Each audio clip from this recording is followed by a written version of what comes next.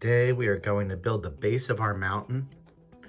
We are going to introduce some corridors. We're going to set our chariot scene. We're going to do some flora. And we're going to show you a neat window substitution trick. Okay, let's begin. First, I define the shape of the mountain with these big clunky mountain pieces. And then I support them with arches. That'll be the outside of my corridor. I'll need longer arches where the drawbridges are going to be. So I will use the open arch pieces for those and then fill those in with little plate. Then I'm going to build my centerpiece, which is going to be the same width as the castle above it. Now I'm going to add my charioteers, and I'm going to start building my front staircase. And then I'll do a little flora on the side, and I'll show you how to do that just now. All right, let's talk botanicals. The original Lego mini flora has a dot on the bottom, okay? So you can just attach it like that. The new ones are made out of metal and they have a pin. So the new flower piece is required in order to make the small flora. So if you use this piece, it'll work on either side. So I say always go with this piece. And then because we're putting it on a flower bed that's 4 studs wide, and we want to put it in the middle, we'll need a jump plate. A jump plate takes 2 studs and puts a stud in the middle. Dig it? Okay, so then we've got this part made, and then I've got some old first generation Lego flowers. They're made out of plastic. The new Lego flowers are made out of metal. See, these hot pink ones.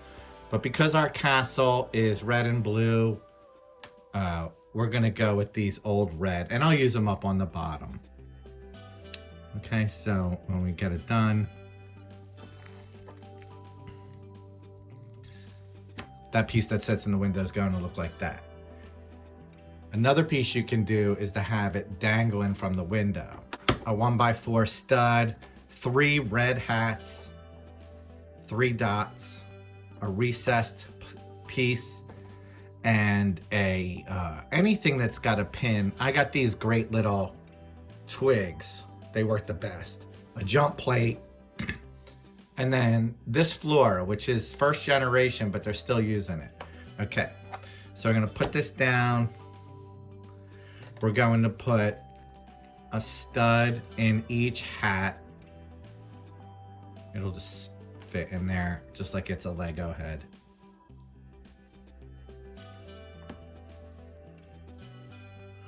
Okay, and then we have our vine.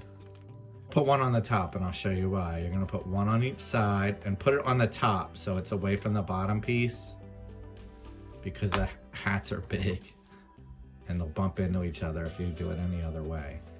And then you put the bottom hat here, okay?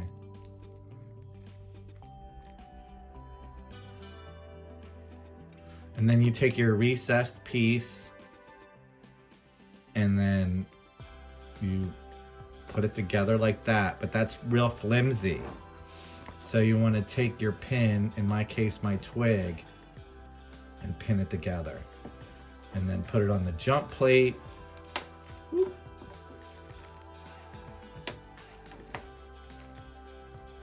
This is a delicate matter. If the pieces do pop off like you see it happening to me, don't get frustrated.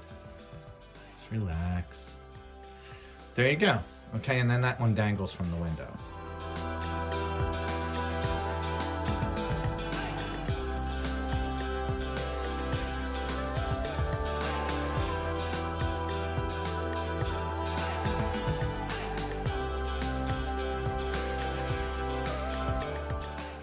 I fill in the sides of my centerpiece with some chunky brick. And then as I plate this level, I'm 5 studs into the door on each side. So I use a 4 stud plate with a seam on each side so that I can add some window detail. As my windows go up, you'll see these little railings on the inside.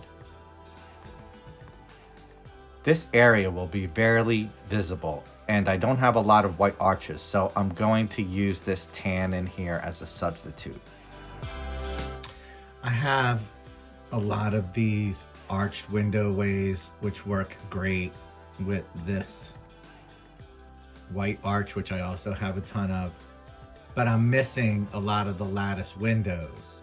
So a neat trick I discovered is you can use this piece as a substitution for the window, and not only does it fit, how cool is that? It slides up, so that's gonna allow some room for a little light to pass through. Isn't that great? So this will go here. Make sure that's up. Ta-da! And we're just 2 bricks short of what's going to be our street level here.